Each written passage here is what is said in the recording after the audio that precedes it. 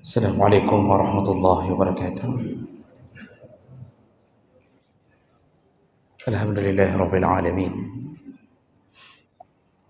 Wa bi ni'matihi tatimmu shalihat. Asyhadu an la ilaha illallah wahdahu la syarika lah. Wa asyhadu anna Muhammadan 'abduhu wa rasuluhul karim. Allahumma shalli wa sallim ala nabiyyina al-Mustafa Muhammadin wa ala alihi wa ashabihi ajma'in. Amma ba'd. Rabbi shrah li sadri wa yassir li amri wahlul 'uqdatam min lisani yafqahu qawli. Segala puji bagi Allah, kemudian salawat dan salam kepada Rasulullah, pada keluarga dan seluruh sahabat-sahabatnya, bapak-bapak dan ibu-ibu, jamaah salat maghrib dan Aisyah yang Allah muliakan insyaAllah. Setelah kita selesai membahas tentang adab ketika bertemu atau berjumpa sesama mukmin, malam ini kita akan masuk ke dalam judul yang baru, yaitu adab ketika bertemu, berjumpa dengan anak-anak. Nah, judul ini akan membahas tentang bagaimana seharusnya ketika kita bertemu dengan anak-anak, apa yang selayaknya kita lakukan kepada mereka, dan itu semua tentu terambil dari akhlak Nabi SAW. Karena pada diri Nabi yang menjadi sandaran akhlak termasuklah berakhlak ketika berjumpa, bertemu dengan anak-anak. Bapak Ibu yang Allah muliakan, urusan dengan anak-anak tidaklah sama dengan urusan dengan orang dewasa. Orang dewasa telah diberikan akal oleh Allah. Mereka tahu cara bermuamalah. Dengan anak-anak kita mungkin akan melihat sesuatu yang di luar akal sehat kita. Ada kalanya kita berbuat baik, mereka tidak sadar bahwa kita sedang berbuat baik. Tapi satu hal yang perlu disadari bahwa anak-anak ini menjadi cikal bakal kita untuk mendapatkan saham terbesar setelah kita meninggal. Saham kita yang paling hebat setelah meninggal adalah dari tangan anak-anak kita. Kalau orang sempat menanamkan kebaikan pada anak-anaknya atau bahkan pada anak orang lain, maka kita bisa menuai pahala, kita panen pahala setelah kita meninggal dari tangan mereka. Kalau mereka melakukan amal saleh karena kita yang mengajarkannya, kita meninggal, semua amal saleh mereka dapat pahala lalu dikirimkan kepada orang yang berbuat baik dan mengajarkannya. Maka kita ini dapat gaji pensiun paling besar itu dari anak-anak. Banyak orang hari ini meremehkan anak-anak, menganggap ini manusia tak berguna atau tidak ada manfaat. Disitulah kita disuruh banyak belajar bersabar menghadapi anak-anak. Maka oleh karena itu, ketika kita bermuamalah dengan mereka, maka kita harus tampakkan sesuatu yang mereka bisa ikut.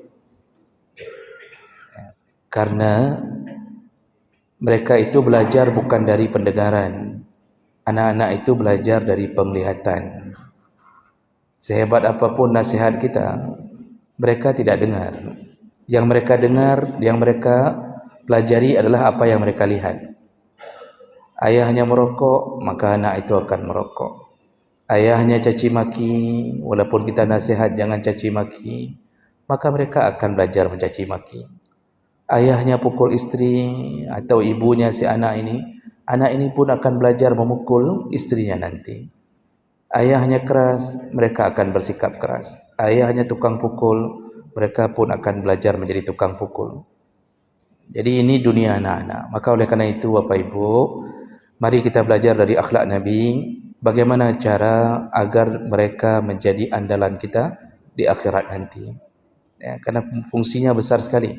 Sampai mereka akan memberikan mahkota di kepala orang tuanya ketika mereka masuk surga dengan bimbingan dari orang tuanya.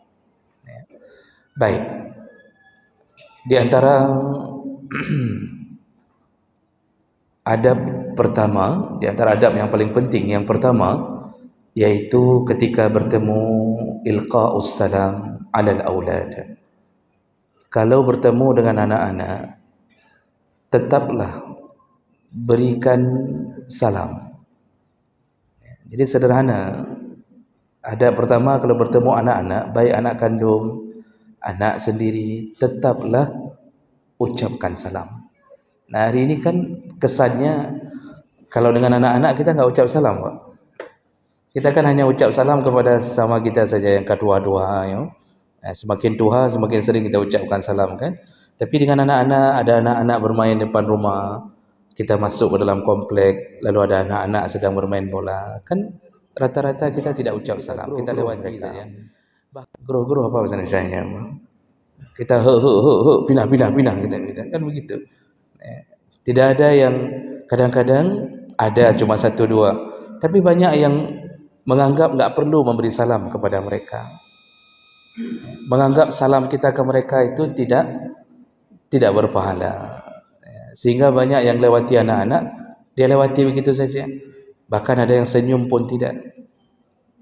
Dipanggil oleh anak-anak itu dengan nama kita, dengan julukan kita. Tapi banyak orang yang tidak menyahut pun, dikiranya alah mana min, alah anak-anak pun apa kita peduli. Kalau lewat di depan orang dewasa sedang duduk di samping jalan, kita ucapkan salam. Ketika lewat di depan anak-anak di samping jalan sedang main, kita rata-rata tidak ucapkan salam. Padahal dalam hukum adab, ternyata Nabi SAW tetap memberi salam dan mengajarkan untuk memberi salam kepada anak-anak. Di antaranya hadis Nabi SAW. Jadi marran Nabi sallallahu alaihi wasallam ala atfali al-abun. Pernah Rasulullah sallallahu alaihi wasallam melewati anak-anak yang sedang bermain-main.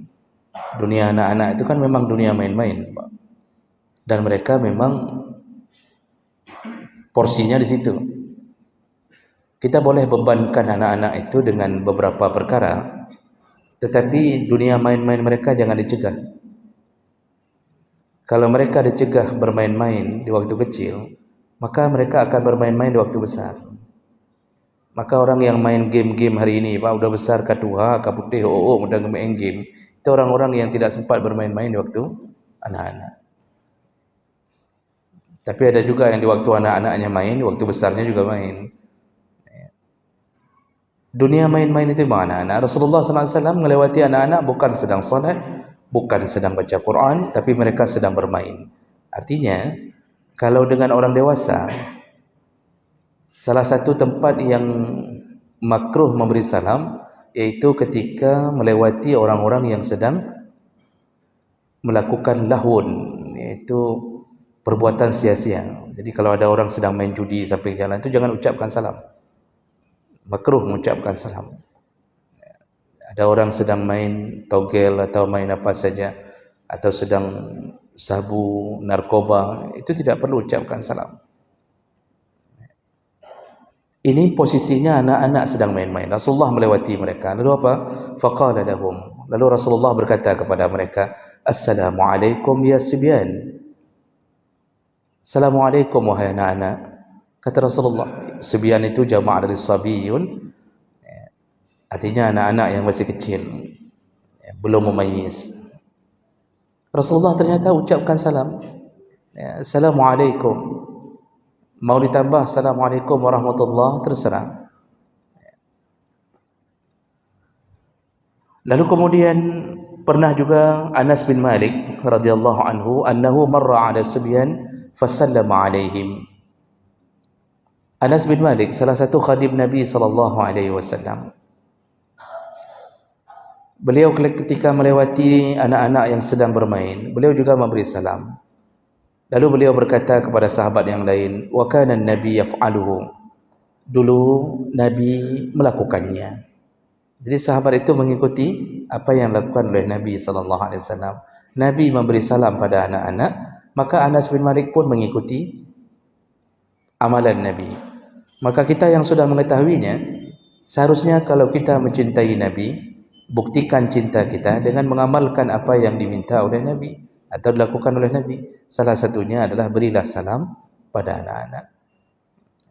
Dan ini memang perlu dibiasakan Bapak Ibu, karena kita tidak terbiasa melakukan itu. Lewat depan anak-anak biasanya kita klakson mobil. Maksud klakson mobil bukan beri salam, tapi untuk menyuruh mereka pindah. Beda dengan klakson mobil ke orang dewasa. Kita klakson masuk ke komplek, kita klakson biasanya maksudnya memberi salam. Kita buka bahkan kaca mobil lalu kita Assalamualaikum. Tapi dengan anak-anak kita tidak. Dari jauh susah kita klakson, maksudnya maksud klakson itu adalah kapinah. Menyuhang kapinah ku pupuk. Itu kan maksud kita hari ini. Maka ini harus perlu dirubah. Ternyata Nabi mengamalkan salah satu ajaran yang paling mulia adalah memberi salam pada anak-anak. Salam itu kan doa. Keselamatan bagi kalian, rahmat Allah, keberkahan Allah. Itu kan doa. Maka orang Islam ini diselubungi, diselimuti oleh doa. Ketika berjumpa sesama kita saling mendoakan. Assalamualaikum, waalaikumsalam. Makanya orang Islam ini hidup tenang, Pak. Apalagi yang beriman. Islam itu hidupnya tenang, apalagi ditambahi dengan iman. Anak-anak kita doakan dengan salam. Bayangkan kalau berulang-ulang kita ketemu Assalamualaikum, Assalamualaikum. Pertama mereka terbiasa menjawab Waalaikumsalam. Tu ramai-ramai tu sedang main tu. Hari ini mungkin mereka enggak jawab karena enggak terbiasa. Bahkan mungkin mereka akan melihat kita sonyan, melain tangnyan. Antum dah dengar lewitnya. Tak pernah kita dengar ada orang kasih salam tu kita. Yang banyak yang terbenak banyak. Mungkin mereka pertama sekali kita lewati, mereka kita ucapkan Assalamualaikum. Ya Sibyan itu tadi panggilan Nabi kepada anak-anak. Kita enggak perlu ucapkan Ya Sibyan. Jadi enggak perlu Assalamualaikumnya Assalamualaikum Ya Sibyan, enggak perlu. Itu terjemah Nabi karena ucapannya kepada anak-anak. Kita cukup dengan Assalamualaikum atau boleh tambah warahmatullah. Mungkin anak-anak itu pertama sekali akan heran, baru kali ini ada orang yang memberi salam. Tapi besoknya kita lewat lagi Assalamualaikum. Mereka semua akan mulai belajar menjawab salam. Ketiga, keempat, kelima dan seterusnya, maka jadilah sebuah budaya di tempat tinggal kita bahawa memberi salam pada anak-anak. Anak-anak sedang main ramai-ramai, tiba-tiba ramai-ramai mengucapkan Waalaikumsalam warahmatullah. Bayangkan Bapak, kehidupan berubah di satu tempat karena kita membuat sebuah budaya baru.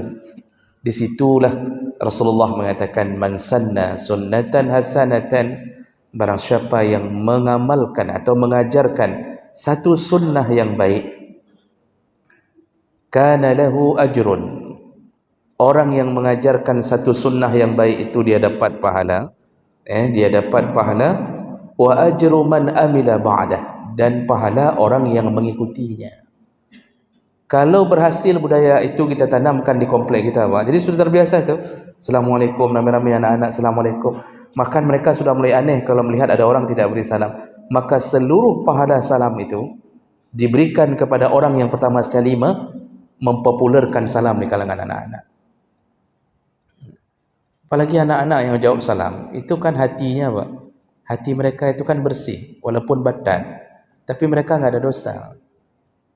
Anak-anak itu enggak ada dosa, walaupun sesama mereka berkelahi, mudah diprovokasi. Hanya gara-gara dengan satu kertas dibulit-bulit, dibalut-balut, dibulit-bulit. Satu kertas. Lalu kemudian dia bilang ke kawannya, "Nyomakah ya? Ini mamakmu, ini kertas ni mamakmu." Ditaruhnya di bawah, diinjak kertasnya, Pak. Itu berantem itu dah. Oh, baik mayang punya masalah mak. Oh, berantem tu. walaupun mereka berantem, mereka tidak ada dosanya.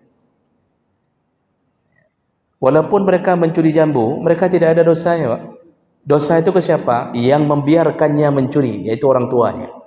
Yang tidak pernah menasihati mereka bahwa mencuri itu haram, orang tuanya. Mereka tidak ada dosa. Kalau kita dapat jawaban salam dari orang yang tidak berdosa, orang yang masih bersih hatinya, itu lebih mulia daripada salam orang yang ahli maksiat. Maka ini pelajaran pertama sederhana, tapi kita gagal membuat kebiasaan ini. Maka Bapak Ibu yang Allah muliakan, sebarkanlah berita ini kepada orang lain. Menyongana min Nabi sallallahu, lewat di depan anak-anak, berilah salam. Ya, jadi tetap, dan saya yakin selama ini tidak terlaksana, karena di mana-mana kita lihat memang jarang. Ya, apalagi kalau anak-anak itu sedang main dalam keadaan ribut-ribut, jarang sekali kita beri salam. Okeylah kalau kita enggak kasih salam ke anak-anak orang yang bukan anak kita, anak orang. Anak kita anak orang juga, tapi ini maksudnya anak orang. Biasakanlah memberi salam pada anak kandung. Pulang, Assalamualaikum. Dia yang buka pintu, Assalamualaikum. Ketemu, Assalamualaikum nak. Biasakanlah dengan anak kandung. Ya, kalaupun tidak bisa memberi salam pada semua anak-anak. Ya, baik, itu adab yang pertama ketika bertemu dengan mereka. Ya, kemudian yang kedua, adab yang kedua yaitu ar-rahmatu bil aulad. Ketika bertemu, sayangilah mereka. Ya, sayangilah anak-anak. Jadi tanamkan sifat sayang pada anak-anak. Jadi bukan hanya pada istri, bukan hanya pada anak kandung, tapi tanamkanlah sayang, sifat sayang ketika bertemu dengan anak-anak. Rasulullah sallallahu alaihi wasallam menyebutkan, man yuhramur rifqa yuhramul khair kulluh.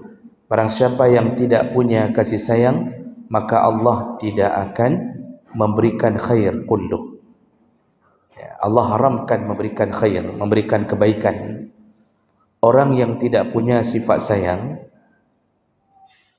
maka Allah pun tidak sayang pada mereka. Apalagi terutama kepada anak-anak yang butuh kasih sayang. Dari hadis Abi Hurairah radhiyallahu anhu, qala atan Nabi sallallahu alaihi wasallam, Nabi sallallahu alaihi wasallam pernah didatangi oleh rajulun wa ma'ahu sabi. Rasulullah pernah didatangi oleh seseorang yang membawa anak-anak. Faja'ala yadhummuhu ilaih. Anak-anak itu dipeluknya dengan kuat. Jadi laki ini datang ke Nabi sambil bawa anak-anak, dipeluknya dengan kuat anak ini. Faqala Rasulullah sallallahu alaihi wasallam, Rasulullah kemudian berkata, atarhamah, engkau sayang pada anak ini? Ya, ditanya Nabi, engkau sayang pada anak ini? Qala na'am. Dia menjawab, na'am ya Rasulullah, aku menyayanginya ya Rasulullah. Qala, Rasulullah kemudian berkata, fallahi arhamu bika minka, fallahu arhamu bika minka bihi wa huwa arhamur rahimin. Ketahuilah, kasih sayang Allah lebih hebat Allah curahkan kepadamu daripada kasih sayangmu yang engkau curahkan pada anak ini. Wa huwa arhamur rahimin. Sesungguhnya Allah Maha Penyayang di atas semua yang menyayang. Hadis riwayat Bukhari dan riwayat Muslim. Lihatlah Bapak Ibu, bagaimana Rasulullah mengatakan janji orang yang menyayangi anak-anak, maka Allah lebih sayang kepada orang ini, lebih hebat sayang Allah pada orang ini dibandingkan sayangnya dia pada anak-anak. Kita ni kan kalau lagi sayang anak, Pak, kita kan kadang-kadang lupa tentang ibadah. Kan besar sekali kasih sayang kita pada anak-anak. Sehingga Rasulullah pernah menyebutkan al-aulad mujabbanah wa mubakhalah. Anak-anak itu bisa membuat seseorang menjadi penakut dan menjadi kikir. Dalam hadis yang lain, anak-anak bisa membuat seseorang menjadi mujabban, jabin, menjadi seorang pengecut, penakut. Apa maksudnya? Kita kalau nggak punya anak atau lajang, belum nikah, tidak punya anak yang kita sayang, itu kita berani, diajak perang pun kita perang, diajak berjihad kita nggak mikir panjang, alah metidro kopi, ya, tinggal sendiri pun apa pikir panjang. Tapi bagi mereka yang punya anak, apalagi anak-anak yang kecil-kecil, itu ketika diajak jihad, itu pasti mikirnya panjang. Ini kalau saya jihad, saya mati, siapa yang pelihara mereka? Rasa-rasanya tidak siap meninggalkan mereka. Makanya banyak orang yang menjadi pengecut ketika ada anak bersamanya. Kita ini banyak tidak berani melakukan sesuatu yang sifatnya berhubungan pengorbanan terhadap agama karena dibatasi oleh anak-anak. Makanya Allah mengingatkan, wala tulhikum amwalukum wala auladukum an zikrillah. Janganlah harta dan anak-anak, kata Allah, janganlah harta dan anak-anak kalian melalaikan kalian daripada mengingat Allah Subhanahu wa taala. Kan disebut oleh Allah harta dan anak-anak. Enggak disebut istri, karena anak-anak begitu lahir, istri jadi nomor 2. Dulu sebelum ada anak, istri nomor 1, karena kita berharap istri jadi jembatan punya anak. Ketika istri hamil, kita masih sayang istri. Begitu lahir, di hari lahirnya saja kita kadang-kadang maknya saja enggak kita lihat lagi. Langsung kita tanya duluan, agam pinang, laki apa perempuan? Kata suster, alhamdulillah laki. Masya Allah, kita gembiranya. Mamanya enggak kita tanya. Mamanya yang melahirkan anak itu saja kita tidak tanya. Makanya akhirnya si mama itu kata dia, oh mahana dingin dong, saya enggak ditanya pun, peluk kembali, masukkan kembali anak itu kalau begitu. Jadi sampai begitunya kita mulai dari hari itu semua perhatian kita ke anak-anak. Kita mulai buat rencana-rencana, kita belikan baju ini, kita buat ini, rencana macam kita buat demi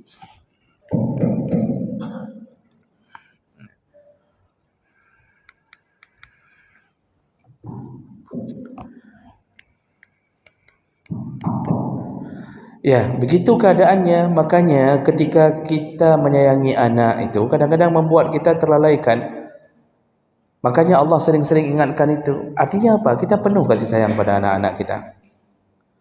Lalu Rasulullah tadi mengatakan juga, perkara kedua kita gara-gara punya anak, yaitu menjadi mubakhalah.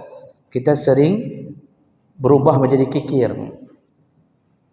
Sebelum punya anak sedekah banyak, setelah punya anak sedekah sedikit. Kenapa? Mulai kita bereskan untuk anak. Ini SPP-nya. Masuk ke masjid dulu 10.000, punya anak 5.000. Kenapa 5.000 lagi? Ternyata untuk jajan anak keluar dari masjid. Ada yang berhenti es krim, roti, macam-macam. Kita mulai berfikir 5.000 ke masjid, 5.000 ke jajan. Dulu untuk Allah semua. Mubakhalah, berubah jadi pelit. Sedekah enggak banyak lagi, karena banyak yang harus kita korbankan untuk anak. Baju anak lebih penting daripada kita beli baju orang miskin. Sampai sedekah Ramadan pun sudah enggak banyak lagi ketika sudah punya anak. Semuanya kita korbankan untuk anak. Rasulullah mengatakan seseorang itu menjadi bakhil karena anaknya. Namun walaupun begitu, bukan bermakna enggak boleh sayang anak. Cukup hanya pisahkan, jangan jadi pengecut, jangan jadi bakhil. Itu saja yang perlu dipisahkan. Orang yang sayang anak itu disayang Allah Subhanahu wa taala. Dan banyak sekali hadis-hadis yang menyebutkan tentang pujian Nabi dan anjuran Nabi untuk menyayangi anak-anak. Dalam hadis yang lain, Rasulullah sallallahu alaihi wasallam ketika sedang duduk dengan beberapa sahabat, kemudian Rasulullah bertemu Hasan dan Husain, kemudian Rasulullah mencium Hasan dan Husain. Lalu ada salah satu sahabat melihat Nabi mencium anak-anak. Ada salah seorang yang mengatakan, andi asyratu aulad. Aku punya 10 orang anak. Aku tidak pernah mencium mereka. La muqabbiluhum abada. Aku tidak pernah mencium mereka. Sampai hari ini, kata dia. Jadi ketika melihat Nabi cium anak-anak, bagi orang jahiliyah pada waktu itu agak sedikit aneh. Karena orang Arab itu bahkan karakternya keras. Orangnya keras. Mencium anak-anak di masa jahiliyah itu terasa sedikit aneh. Seperti kesannya, seperti sifat-sifat perempuan lah. Artinya ni kok kayak perempuan cium-cium anak-anak. Ini bagi mereka sesuatu hal yang aneh, pandangan Nabi mencium anak-anak. Lalu kemudian dia mengatakan, aku punya 10 orang anak, tidak pernah aku cium sekalipun. Maksudnya, apa cium-cium? Ilung nanti peluh roh anak, aku cium tiga api. Hana mampu cium-cium, kata dia. Entah apa cium-cium anak. Tak pernah ni kejadian ini begini sama kita. Man la yarham, la yurham. Ingat kata Nabi, barang tidak akan disayangi. Hadis riwayat Bukhari dengan derajat yang sahih. Maka Bapak Ibu yang Allah muliakan, hati-hati. Yang tidak pernah punya sifat sayang pada anak, maka dia tidak akan disayangi. Bagi orang tua yang punya hati yang keras, yang mungkin tidak tersentuh dengan ayat dan hadis-hadis tentang kasih sayang kepada anak-anak, lalu dia menganggap bahwa anak-anak itu tidak layak untuk disayangi, tidak layak dicium. Keras, karakternya keras. Jadi kalau anak-anak itu dianggap sebagai orang yang boleh dia tampar, dia tendang, dia injak, dia pukul, disuruh ini, disuruh itu, enggak pernah ada satu pun sifat sayang yang dia nampakkan.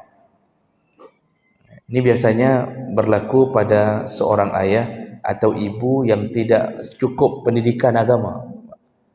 Tak cukup pendidikan agama. Jadi hidup sendiri. Apalagi sempat hidup dalam kekerasan. Hidup dalam kekerasan, terbawa kekerasan itu dalam rumah. Dari kecil anak-anaknya itu tak sempat. Dia pegang tak ada, dia gusuk pun tak ada. Dia elus-elus kepala tak ada, apalagi diangkat, dicium. Oh, tak sempat Pak. Tak sempat. Pulang kerja, gerumhum langsung ada di kaih, langsung tertidur. Besok pagi bangun kerja lagi, itu anak tak terperhatikan. Anak kecil main-mainlah sendiri di situ. Tak ada waktu untuk menyayanginya. Tak ada waktu untuk menggendongnya. Apa kata Nabi? Yang tidak sayang, tidak akan disayang. Efeknya apa nanti? Sedikit-sedikit terbangun dalam hati anak ini. Dia tidak disayang oleh orang tuanya. Begitu tidak disayang oleh orang tuanya dan nampak perbuatan itu, nanti tunggu ketika kita terbaring di rumah sakit kah, di rumah kah, kita stroke, asam urat, kolesterol, tak bisa jalan. Tak ada satu anak pun yang sayang sama kita. Mereka cuma berbisik-bisik, ayah sakit. Kata anak lain, bah kemah jadi. Biar kemas dia di situ. Ada yang bilang lagi, biar babas kiris terus di situ dia. Semua benci ke ayahnya. Kenapa? Teringat, dulu yang teringat cuma pukulannya. Yang teringat cuma rotannya. Yang teringat cuma tamparannya, caci makinya. Anak pulang SD bukan diciumnya dulu. Bukan disayangnya dulu, bukan dipeluk. Tak ada cerita itu. Bawa jalan-jalan malam Sabtu, malam Minggu, kasih makan ini, makan itu. Tak ada. Jangankan bakso beranak, bakso tak ada anak, jangan dia mau makan.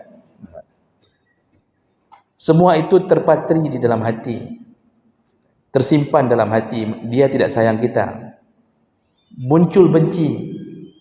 Akibat muncul benci, tercampaklah kita waktu sakit. Tidak ada yang mau cebok, tidak ada yang mau siram kencing kita. Ganti pampers pun menjijikkan bagi mereka. Semua benci. Rasa-rasanya ingin ambil rotan untuk memukul kembali.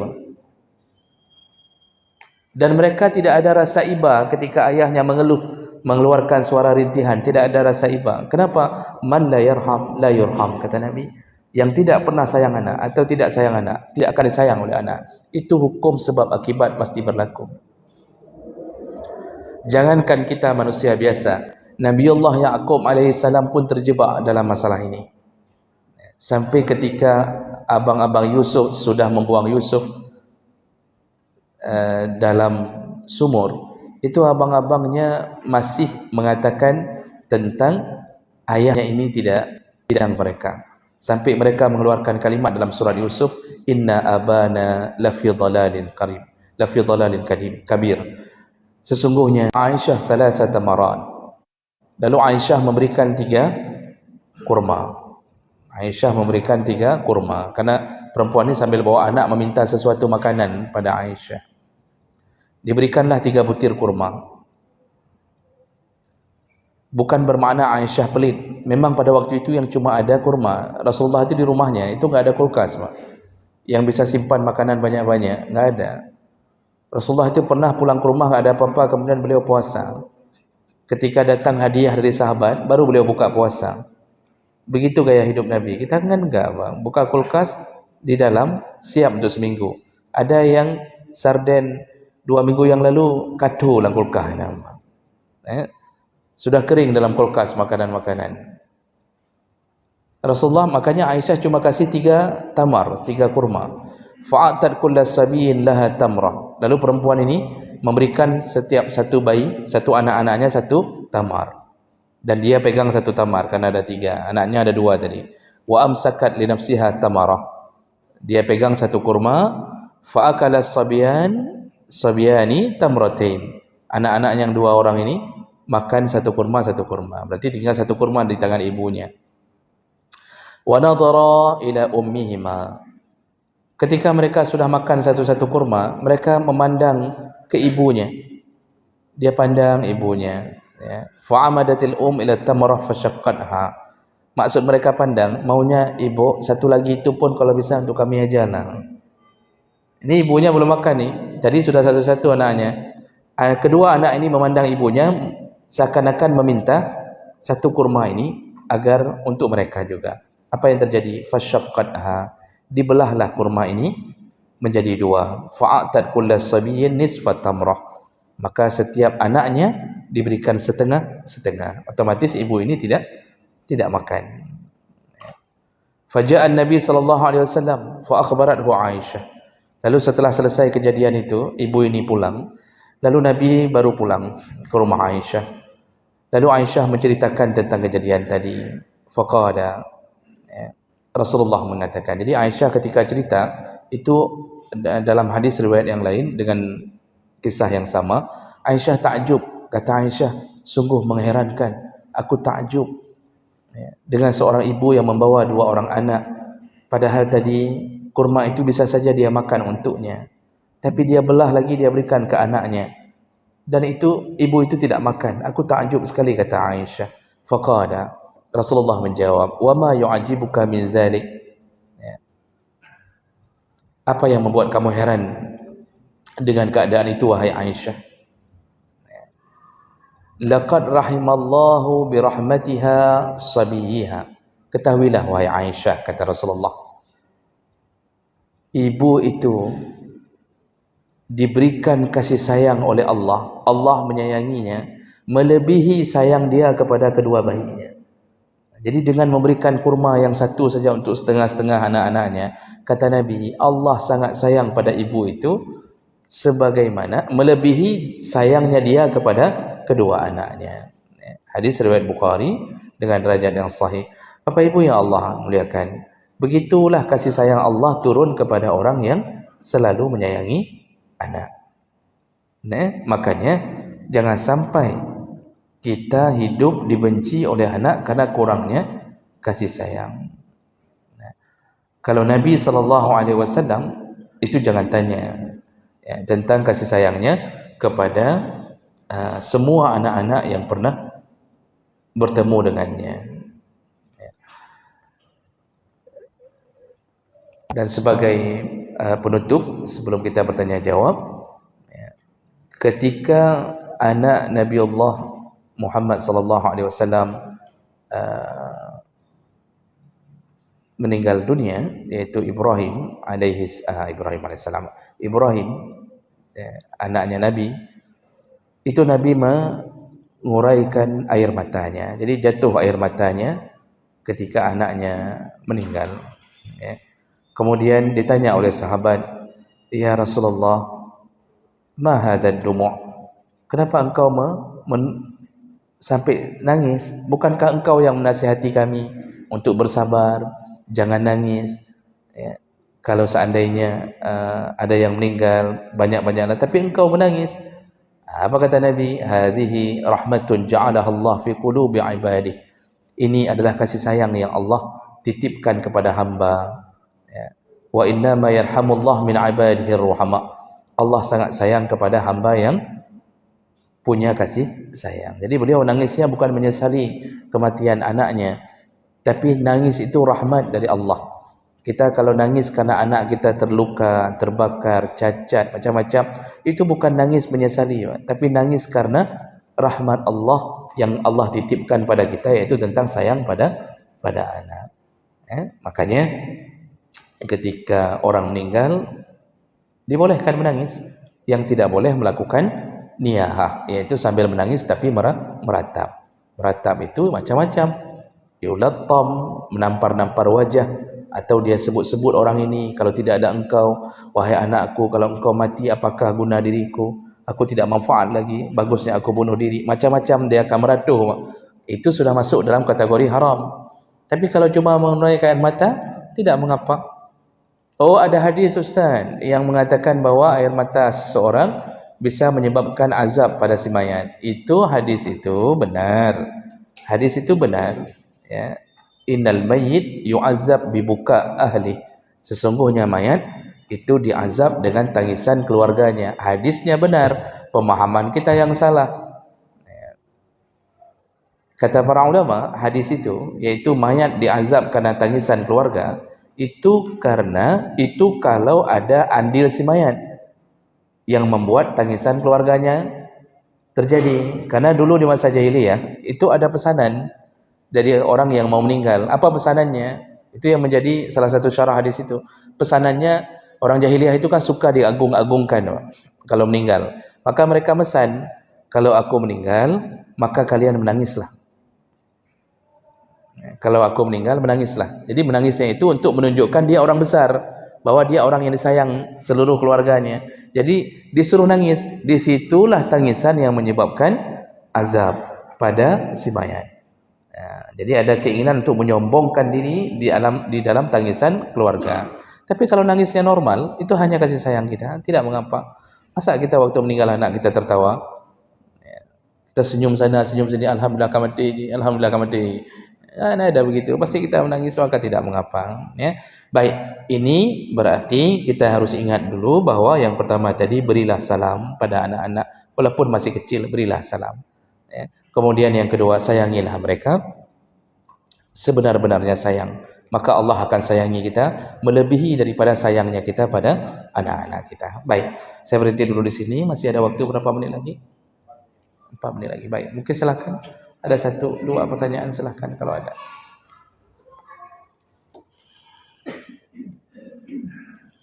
Assalamualaikum warahmatullahi wabarakatuh. Waalaikumsalam warahmatullahi wabarakatuh. Kadang-kadang dalam keluarga itu lebih menunjukkan perhatian kepada anak laki-laki karena anak laki dianggap sebagai penggerus keturunan. Yang kami tanyakan, bagaimana kita memperlakukan anak perempuan dalam keluarga. Kemudian,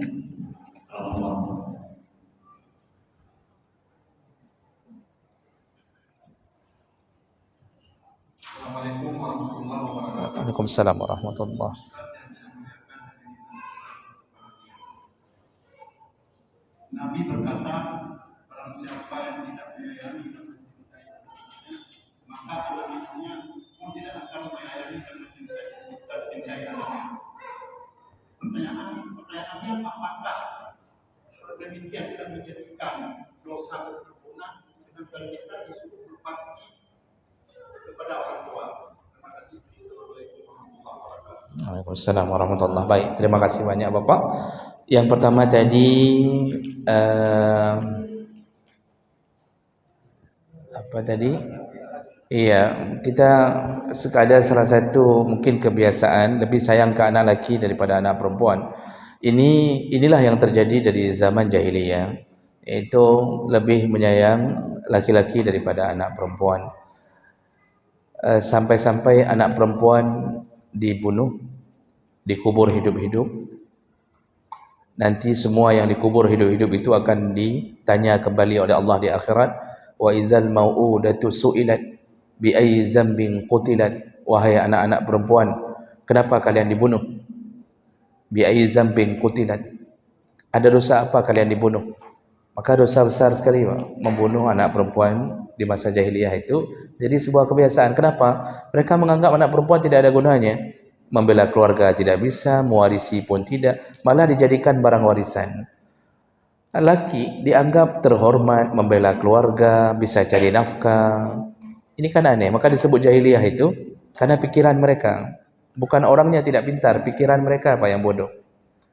Kalau ini masih terjadi pada kita, berarti kita ini sisa-sisa jahiliyah. Kalau masih ada orang yang berfikir seperti itu berarti sisa-sisa turunan jahiliyah, turunnya ke kita. Pada sahabat bertanya dari hadis Jabir, bagaimana dengan dua orang ya Rasulullah? Kata Rasulullah, yang dua orang pun sama. Lalu Jabir berkata, kami tidak bertanya lagi tentang satu orang anak perempuan, tapi kami yakin kalau kami tanya yang punya satu orang anak perempuan bagaimana, maka pasti jawaban Nabi sama. Pasti masuk surga orang tuanya yang itu semua membangkitkan semangat untuk pelihara anak perempuan. Jadi Bapak Ibu, jangan bedakan antara laki dan perempuan. Perempuan itu malah itu paling cepat membuat orang tuanya menuju ke surga. Dan perempuan itu kalau kita lepas Pak di tangan orang lain, dia berbakti ke suaminya, pahala berbakti ke suaminya saja bisa menyebabkan kita masuk surga. Pahala dia berbakti ke suaminya malah menyebabkan kita orang tuanya masuk surga. Maka peliharalah anak perempuan baik. Jangan menganggap laki, malah banyak laki hari ini yang acur-acuran Pak, kadang sabe, kadang narkoba. Baik. Jadi ini yang pertama. Yang kedua nanti kita jawab di minggu yang akan datang tentang apakah kalau seandainya seseorang tidak menyayangi, tidak disayang oleh anaknya, menyebabkan anaknya nanti durhaka kepada orang tuanya. Bagaimana itu tanggapannya? Nanti insyaAllah kita jawab di minggu yang akan datang karena waktu kita terbatas. Subhanakallahumma bihamdik, asyhadu an la ilaha illa anta, astaghfiruka wa atubu ilaik. Wassalamualaikum warahmatullahi wabarakatuh.